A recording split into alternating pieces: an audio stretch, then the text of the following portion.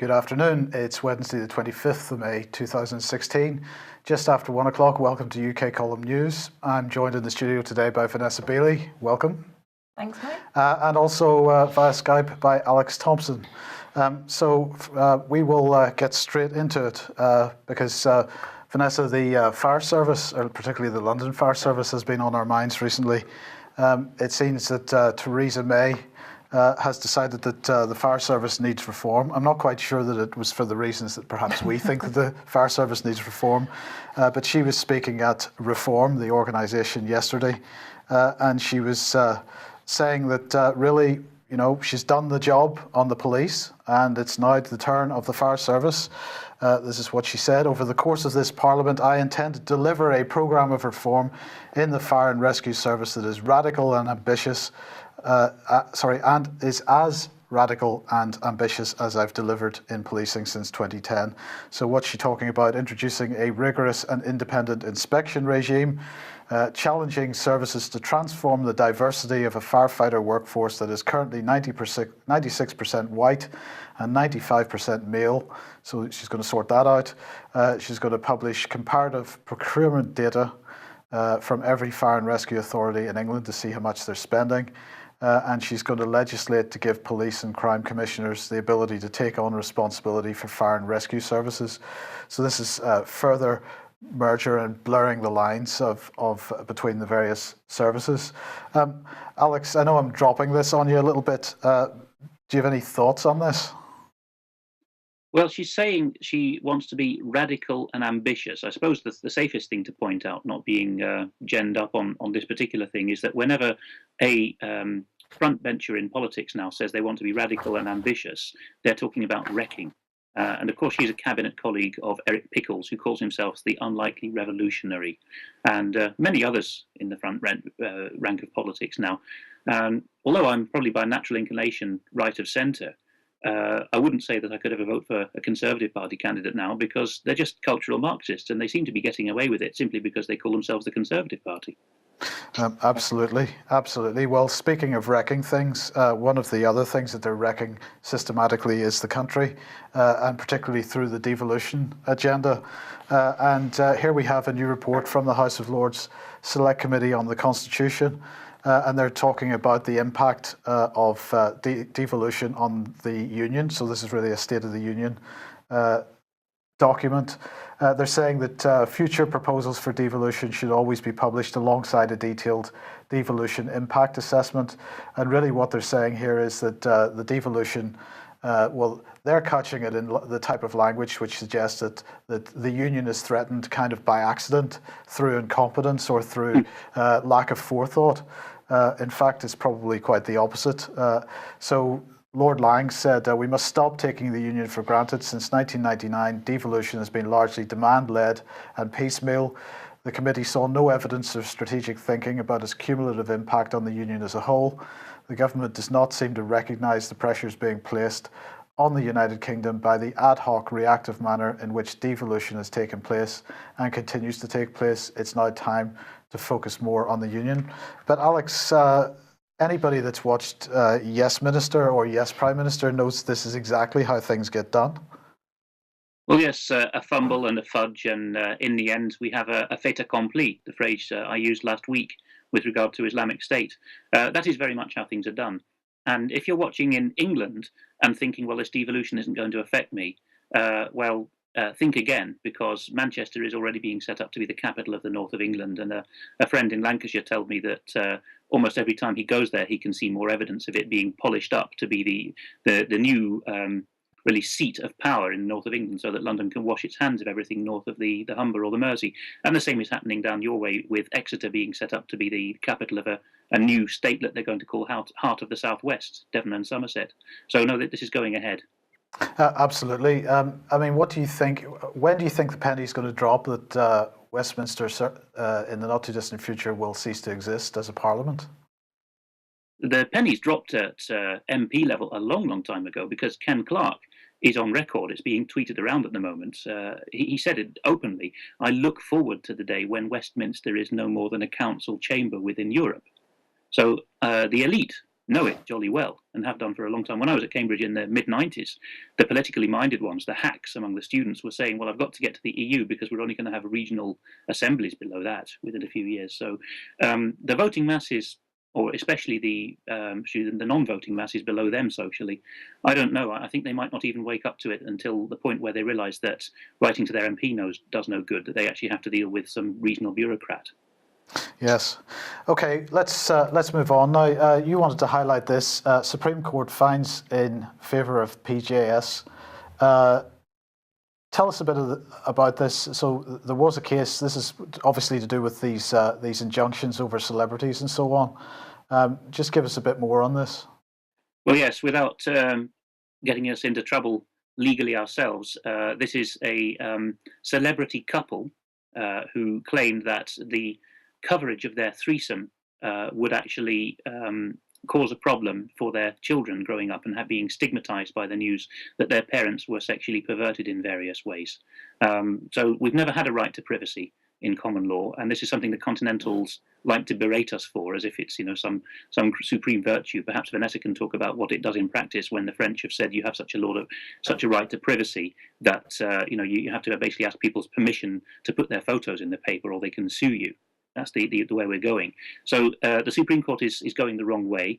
If you see the rare occasions when Lord Neuberger and his simpering sidekick appear before the Lords committees, you can see that they're poor performers. They don't know our law. They don't know our history.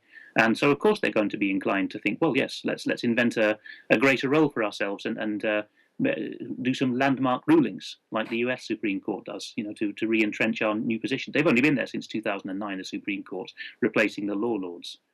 So the trend is towards such a supposed right to privacy. If you're anyone, or you can claim that you have a PR profile, that nobody's going to be able to report anything. Has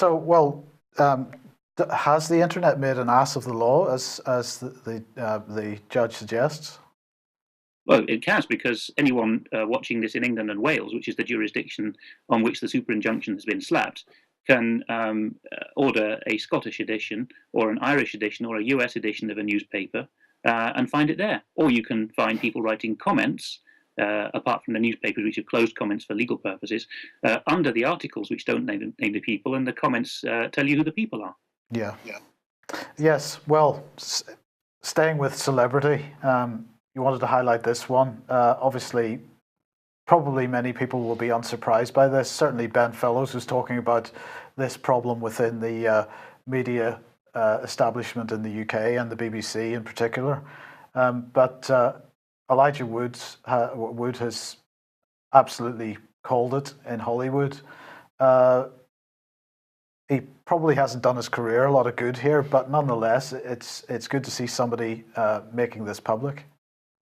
It is, because the focus on where the elite pederasty is seems to move from one country to another within the English-speaking world. Most recently, the Australians and even the mainstream broadcasters have been talking about an elite pederast network in Australia, thanks to the bravery of some politicians and other campaigners who've talked about it.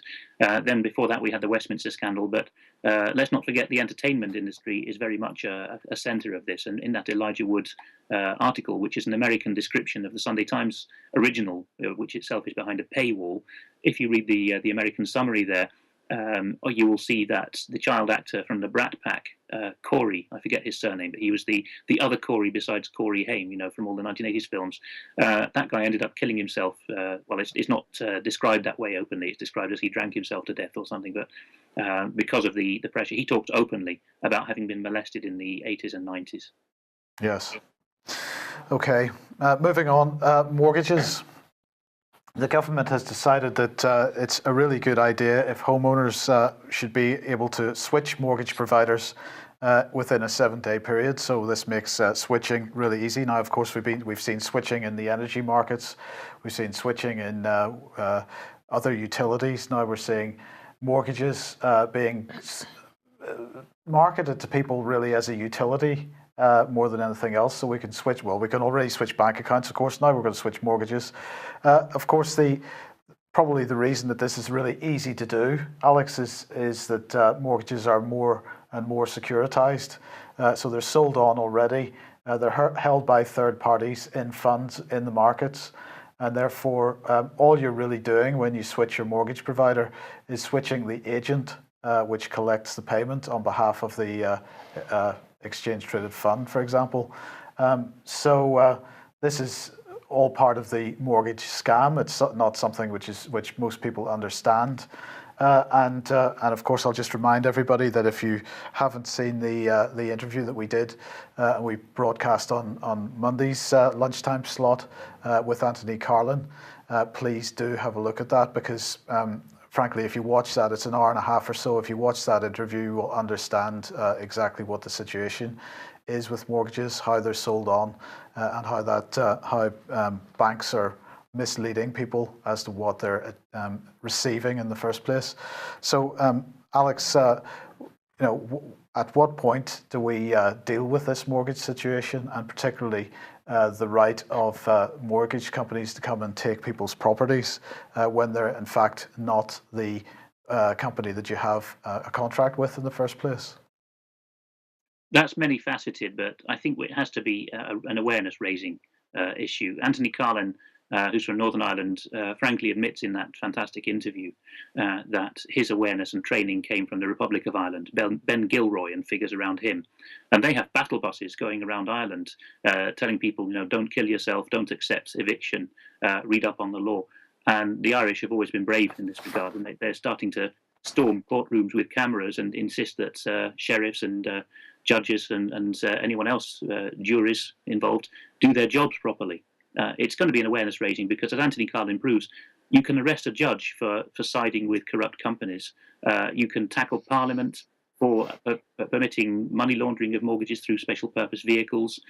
You can go through any of these routes, but until people are actually shamed and frightened, without physical violence, but frightened into doing the right because they fear that more than doing the wrong, nothing's going to change. Indeed.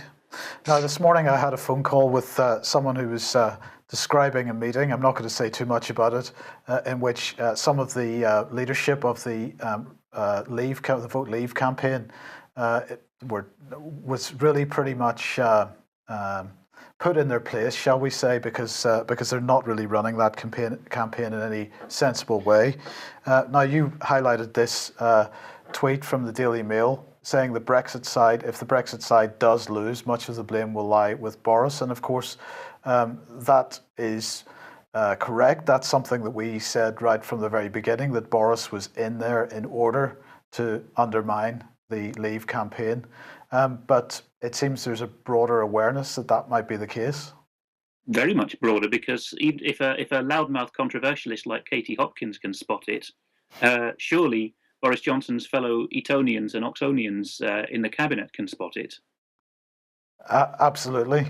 And you wanted to highlight this Telegraph article. When it comes to who's going to win the EU referendum, the best people to ask are the bookies. And you wanted me to highlight the fact that Project Fear works.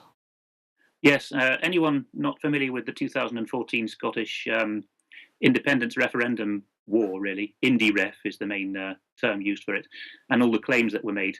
The yes side in the referendum for Scottish independence have continued ever since, calling themselves the 45% or whatever.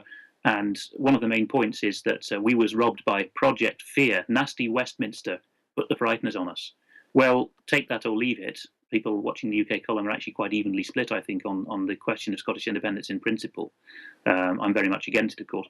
But the point is, Project Fear is just a useful shorthand for running a campaign negatively because you don't have anything positive to say. And quite senior figures now, even on the top of the Brexit campaigns, are saying, well, why hasn't Remain got nothing positive to say about the future of the EU?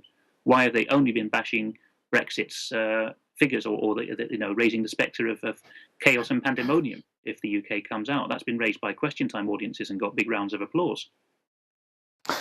Where is this going to? Which direction is this going to fall? Because I mean, is this fear campaign a bit of sort of what's the word? A bit of clever psychology? Because we've been suggesting that perhaps if the result of the referendum is to leave, well, we know that that's not a legally binding result, and in fact that would start at least 2 years, possibly 10 years of argument and discussion in which all kinds of evils can be done under the radar. Is this a bit of shenanigans going on to try to actually push people towards a Brexit result? I wouldn't put it past them to be that double dealing, really. The moment the message coming from the centrist continental parties and the system is, "Dear British, you're very sophisticated. We really appreciate you. Please stay. You're the bee's knees." But the snarling side is just under the surface there in figures like Martin Schulze, whom Farage quite rightly described as anti-British to your fingertips once to his face in the chamber in Brussels. So I think that there is this attitude of almost backing us into a corner, so that we take what can be then stereotyped as a little Englander decision and then be derided for it. Yes, I think that would be a very useful way of snarling up any future negotiations, because if we then had a great swing or got cold feet and showed that in the next general election, that could certainly be great ammunition to be used against the negotiators for the extrication of Britain from the EU, wouldn't it? Yeah. Yes, and going back to Guido Fawkes here for a second, we seem to have an intervention here of a little video clip, which has received quite a bit of funding, not from anybody involved with Britain at all. No, I mean, this is my professional environment because I do translations and voiceovers for Continentals trying to sell to the British. And I could recognise not the individual voiceover artist used, but the whole tone of it and the wording. In every sentence, I could tell this was written by a Continental, not native in English, but they think they're just as good as us at writing English, and they're not. And it came through in every sentence. Very, very untoward things being said there. And towards the end, they even get the narrator to say, "Vote Remain for Christ's sake." Now, I've put a comment on their YouTube channel. It's a European centrist political foundation that's put this out, saying, "Why are you blaspheming Christ? What's that got to do with this video?" So there's this, what should we say, iron fist in a velvet glove again, buttering up the British and pretending to be admiring of them, and then at the right moment baring your teeth. Yes.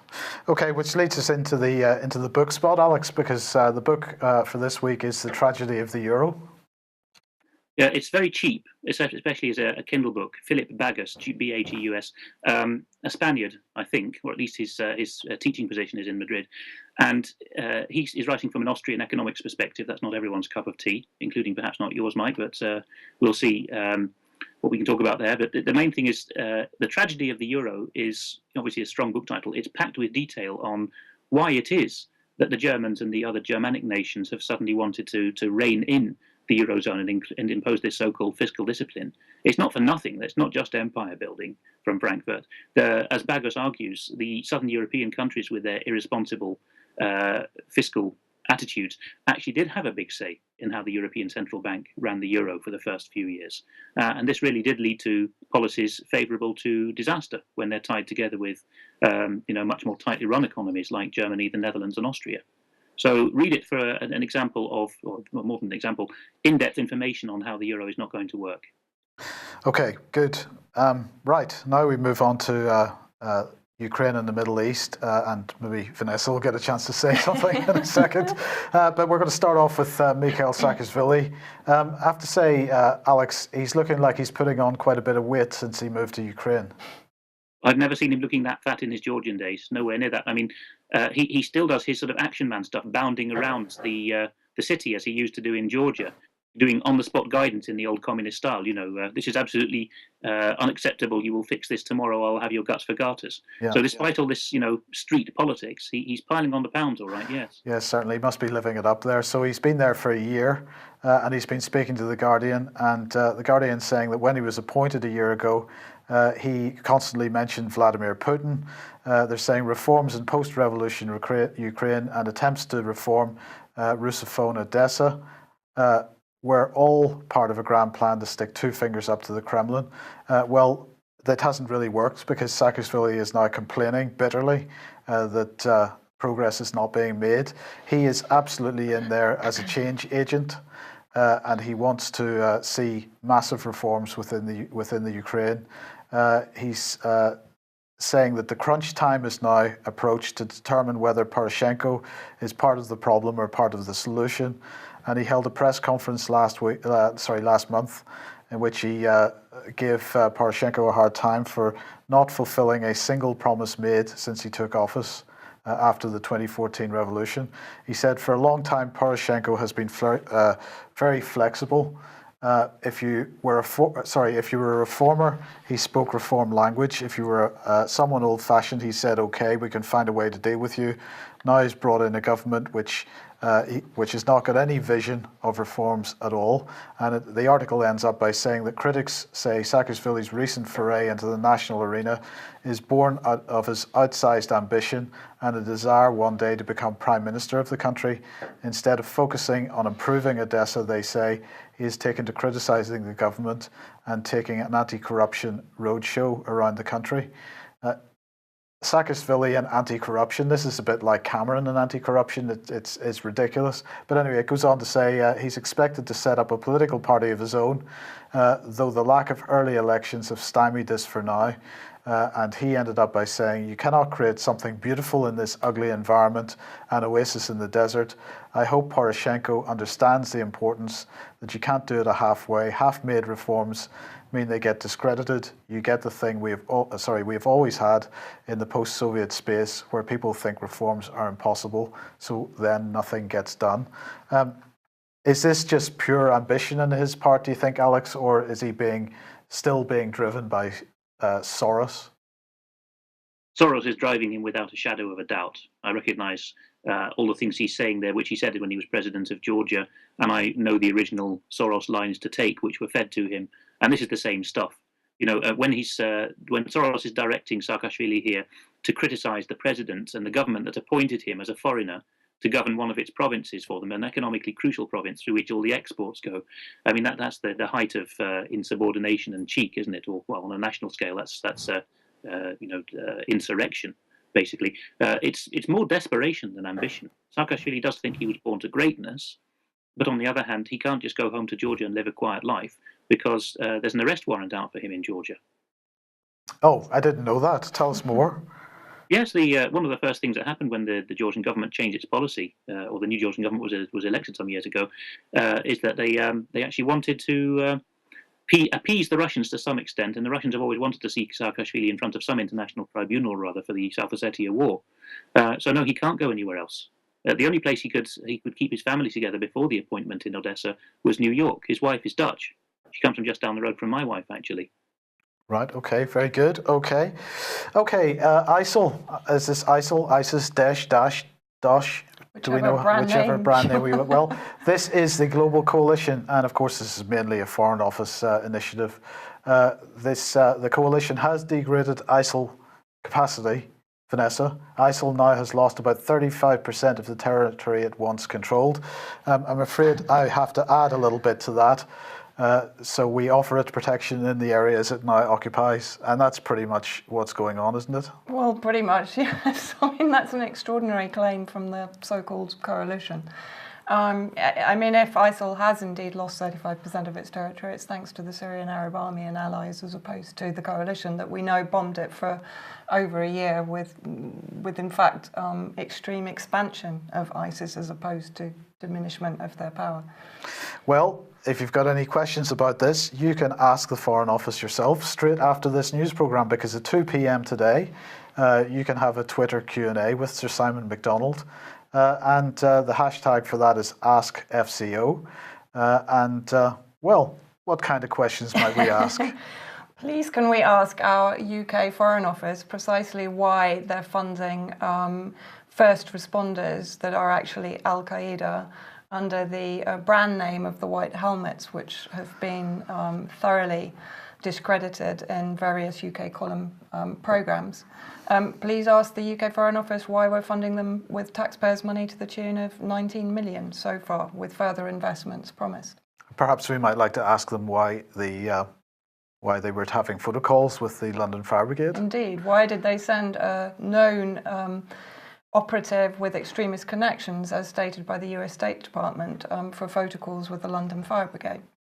Oh, let's see, what else could we ask them? We could ask them about terrorist organisations in Syria which are not terrorist organisations? We could ask them about their funding of the Free Syrian Police and the establishment of a shadow military and police state in Syria.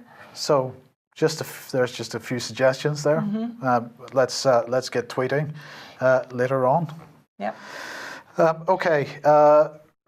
This is Alex. This is another fantastic move by the Russians, because we were talking about Sergei Shoigu's comments yesterday on the news program, and this is now Sergei Lavrov continuing the pressure on the United States, because what he's saying here is, I cannot say whether. Sorry, they're talking about the demand really from Russia that the US get involved in a joint operation to deal with ISIS and so on in Syria, and particularly to liberate Raqqa.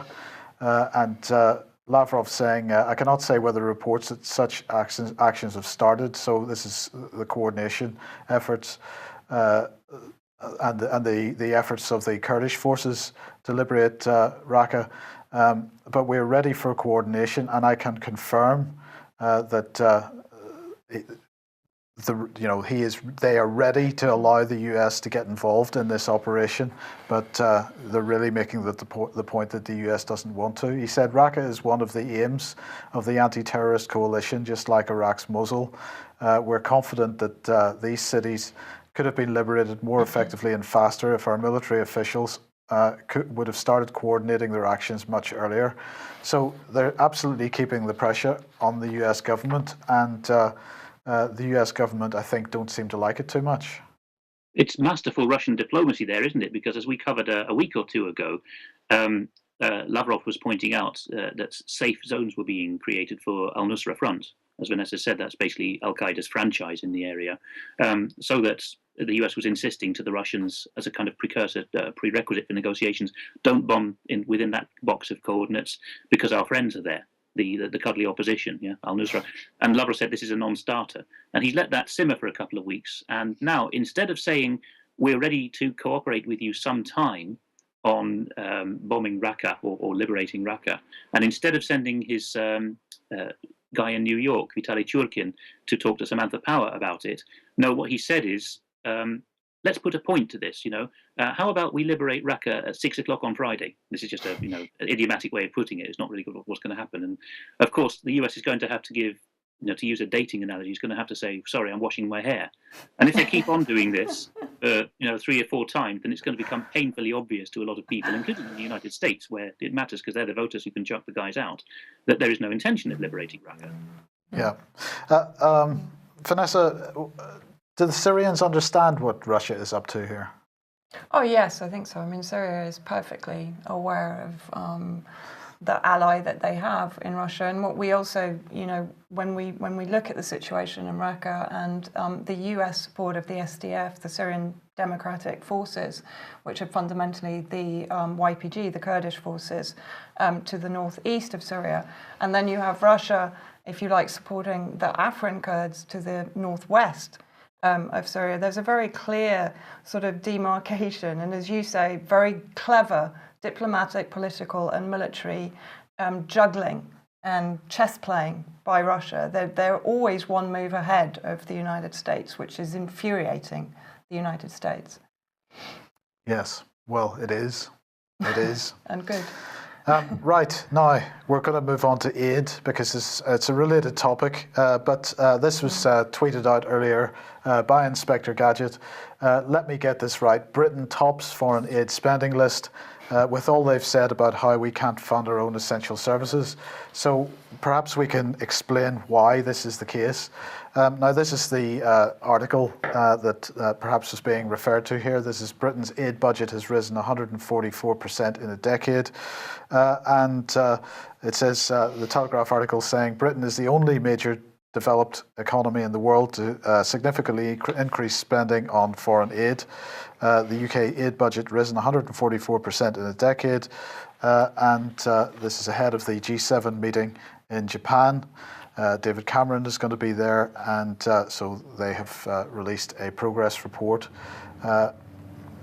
MPs, Conservative MPs in particular, reacted angrily to this disclosure and said that Britain's spending on foreign aid is now completely unjustifiable. They called on Cameron to reconsider. But of course, what's being highlighted here is the United Nations has a target for all major economies that they should be spending 0.7% of GDP on foreign aid every year. Now, the key point here, Vanessa, is where is this money going to? And it is going to the soft power NGO complex. And this is something which you in particular have been focusing on quite a lot in recent months. Yeah, absolutely. And I mean, we've seen that 19 million of this has gone, as we said, to the white helmets. Another 2.5 million has gone into the Free Syrian Police, only looking at Syria at this moment. So this investment is fundamentally going, as we said, into the formation of a shadow state inside Syria as part of the regime change objective and process there. But this is much broader than just Syria because it's every country. Yeah, absolutely. Including our own, for that matter. And of course, one of the aspects of this is that we're looking at almost the weaponization of humanitarianism. Yeah. Is that an unfair comment? Humanitarianism. Predatory humanitarianism. Yeah. Well, this was the World Humanitarian Summit. It took place on Monday and Tuesday this week. And this is the first World Humanitarian Summit. Yep, it is. And of course, this was generated, I believe it's been UK driven, in fact, going on from your Cameron story, by the Support Syria conference, which was held in February or March of this year. Now, we have to also understand what a huge corporate sector the humanitarian aid sector is. In 2004, it was 3.7 billion. In 2015, it's worth 20 billion. And if we look at this World Humanitarian Summit, I had a very quick look at a Guardian article which supposedly highlighted the 9 most important points, but those were complete red herrings when I looked into it. An important quote from this is from an NGO called Civicus, World Alliance for Citizen Participation. I quote, "We exist to strengthen civil society and citizen action around the world." And guess who backs that? George Soros. George Soros, Open Society. And a quote from them, which I think highlights exactly what this summit was set to achieve. This signals the beginning of the end of the development industrial complex, which involved a few rich countries providing aid through a few big players. Then if we go through the structure of the conference itself and what it achieved, and I've picked out a couple of highlights. First of all is the Grand Bargain Initiative, which is a mutual agreement between donors who will be more flexible and give more directly to local organisations and aid agencies. There will be the setting up of a network of empowered aid response, a global network of local and national NGOs. So we can see where this is heading. It's breaking down of the archaic structure of the larger donors into small, indigenous, nationally based NGOs. That big, the 3 Ps, that's the persistent. It's creating a number of swarming NGOs that are going to be infiltrated into target societies. We then also have the International Education Fund for Children in conflict and disaster situations. And very interesting, they're giving middle-income countries access to grants and low-income loans to finance large-scale refugee hosting. So again, this encouragement of virtual ethnic cleansing from these conflict nations into smaller nations, giving them the grants and subsidies to do so. And then, as I said, currently 2% is allocated to supporting local action. We're going to see a huge increase by 2020 of up to 25% for funding of those local NGOs. And the final point, which is very important, is basically they're calling to institutionalize humanitarian aid. In other words, asking these nations, these conflict or disaster nations, to actually incorporate into their laws and constitution these humanitarian NGOs to, I quote, better respond to disasters and conflicts. So we're seeing a huge push to start creating what we would say these shadow states within a target state, setting up these NGO complexes across, vast areas. Alex, what's fascinating about this and dangerous about this is that many of these NGOs, of course, operate across borders. And so what we're seeing is really the undermining of nation states. This is a new form of the undermining of nation states, isn't it? Yes, a lot of people on what you might call the left wing of the alternative media scene are rightly aware of the danger of corporatism, and they'll point to Mussolini's fascism as the modern origin of that, thinking that corporations are richer than most nations now, and a few of them are richer than almost any nation except the USA. But then the NGOs are in another category. They're not private sector. They call themselves the third sector, as if they were greater or better than either public or private service. And their bosses, this is often forgotten, are a small pool of people from my milieu, basically, public school and Oxbridge, particularly a certain kind, who don't really have to work for money. They will indulge in their well, to be very cynical about it, their do-goodery. And they can get themselves appointed to an international NGO which can even have a foreign-looking face. It might look like an Arab movement or an African NGO. I guarantee you, towards the top of it, you will find that the plum jobs and the thinking jobs are done by the same pool of privileged white Anglo-Saxon Protestants, really, to use one way of describing it. So no, it's the same elite. Perhaps we mentioned David Miliband at that point, just as one example. Yes, he would object to the Protestant description, I think. Yeah, perhaps, yes. Right, anyway, so getting back to the World Humanitarian Summit, the UK's main pledge out of this was providing education for children in crisis and improving efficiency in the humanitarian system. So they've committed an extra £30 million of support to help make sure that no child misses out on education in times of crisis. And they have launched the Education Cannot Wait campaign, which aims to help 13.6 million young people caught up in humanitarian emergencies such as conflict, natural disasters, and disease outbreaks. Because, in times of crisis, you must continue to receive your indoctrination and so on. So, of course, this follows on from the last 2 years when the UK launched the No Lost Generation initiative, and that was in collaboration with UNICEF, and that apparently has so far helped 250,000 children get an education in Jordan and Lebanon. So that's good stuff.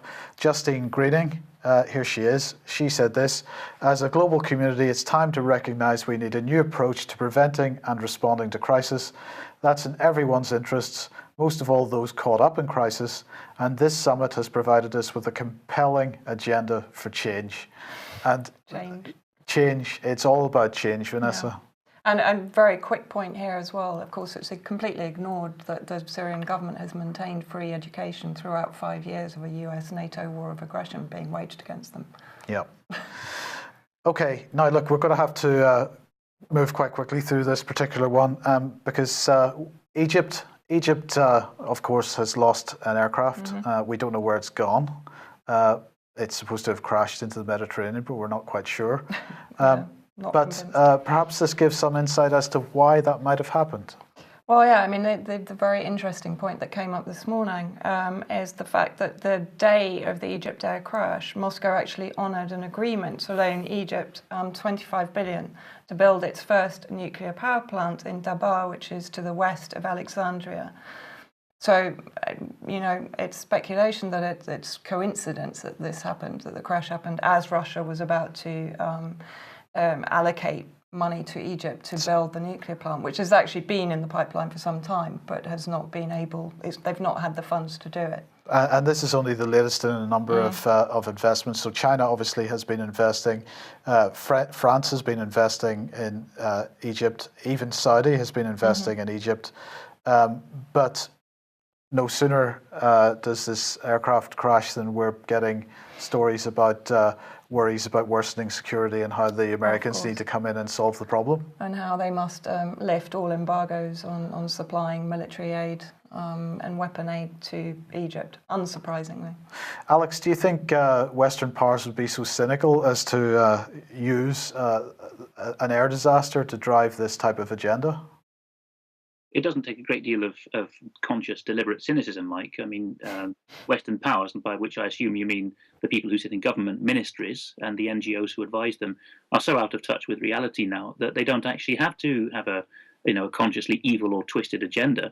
They simply need to read their Twitter feeds and their Guardian columns, and that the view of the world that's presented there will nudge them in the direction of that anyway. Yes. Okay, let's move on then. Tell us about a new form of Bitcoin. What's it called? Walkcoin or something? Bitwalking? Well, the currency, so it's called bitwalking as a concept, right? And the currency you earn from it is called walking dollars, which has a symbol as well, W and then the dollar sign. One walking dollar is worth $1, which is 700 kwacha locally, so not to be sniffed at. This is basically, although the article doesn't spell it out, it's presumably it's a geolocation coupled with a pedometer, which is very easy to do in smartphones, of course, and they're being mass produced in China now for the African market. So the poorest country in the world is having its vehicles taken away from it. Yeah. How's that for economic development?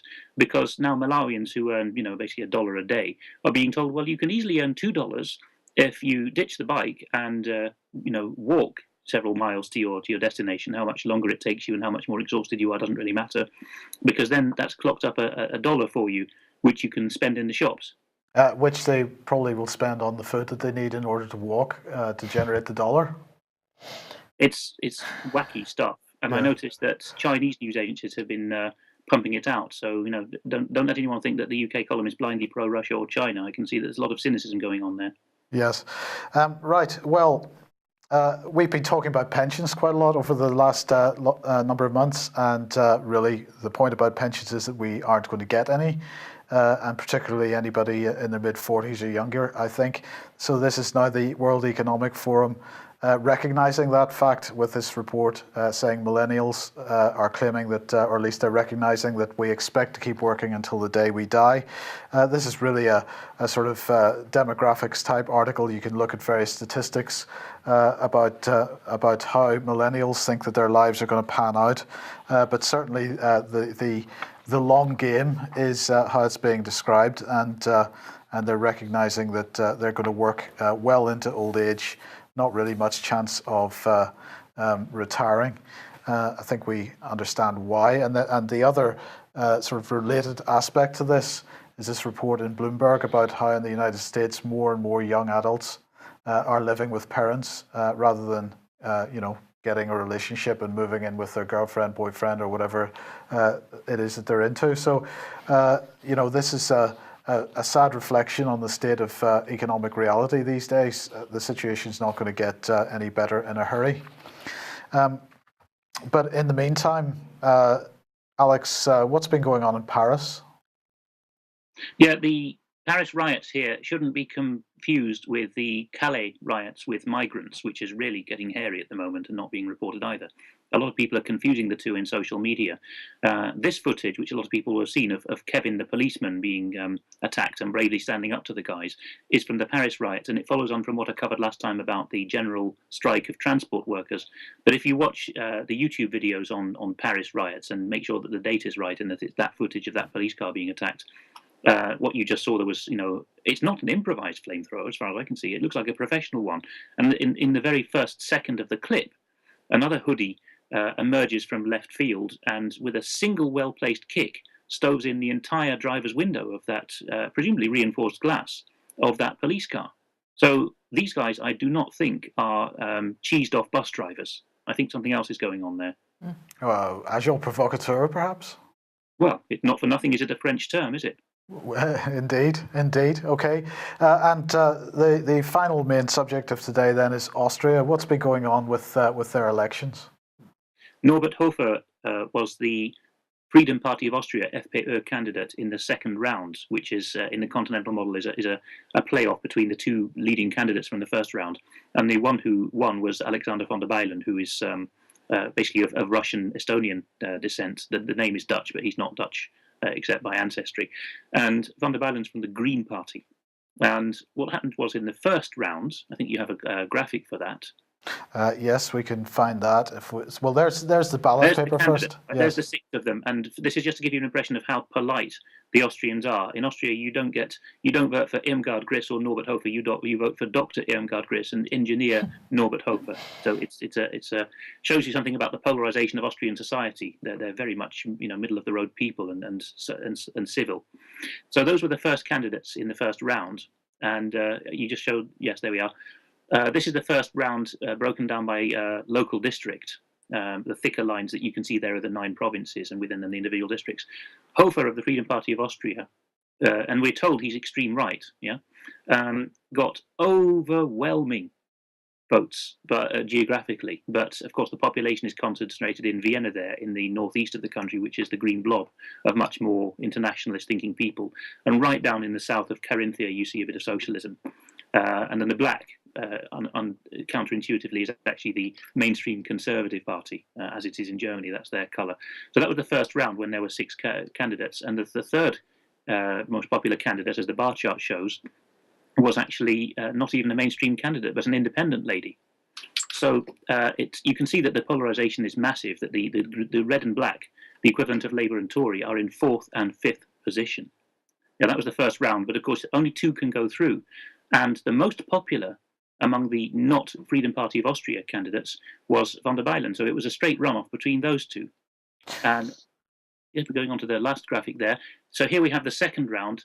And again, the countryside votes overwhelmingly for Mr. Hofer, who is against unfettered immigration into Austria. And the whole of Vienna, of course, votes against the country. Other areas in the west of the country vote for him. But basically, Hofer appears to be a lot more popular. Now, the final result turned out to be 50-point a fraction for von der Beylen, the Stop the Freedom Party candidate, anyone but the Freedom Party, and 49.9 something for Hofer. Okay. So I mean, where do you see what's going on in this Austria, and what's driving this? What's driving it is there's been several things coming together. There's been unlimited immigration, migration, I should say, irregular migration through the Balkans via Austria onto Germany. Austria has tried to cap the number of migrants coming in who are allocated an indefinite leave to remain at 100,000, which for a small country in population and geographical terms is quite a big whack to take. But as my Austrian friend who kindly filled me in on this said, we welcomed them with open arms in the first month. I think everyone's seen the pictures of that. They are very hospitable people, but they kept coming and coming and coming.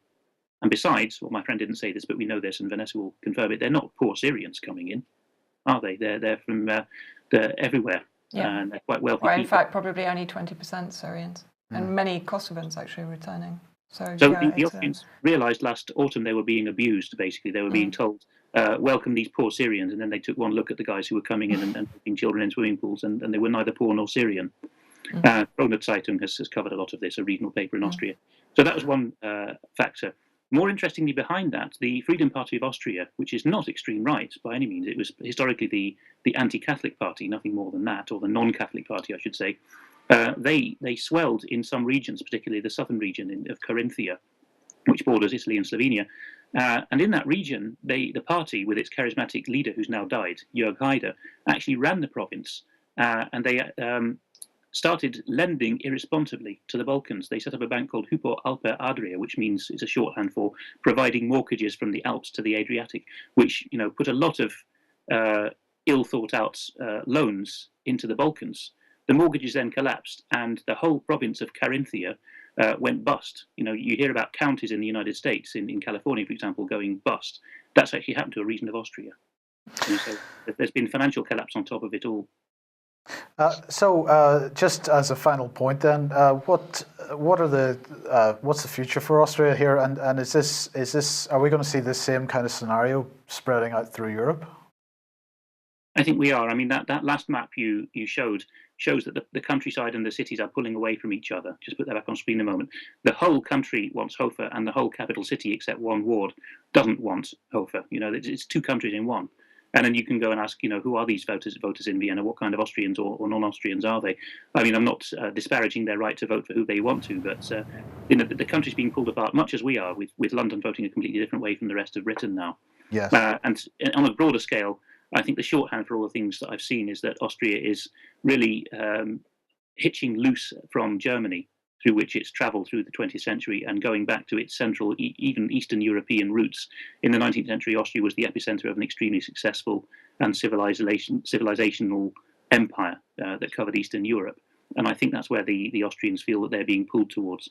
I talked about irresponsible lending, but they also have a very responsible tradition of helping the Balkans. Raiffeisenbank, which has provided a lot of loans to Eastern Europe, has always had the philosophy of helping people to become independent.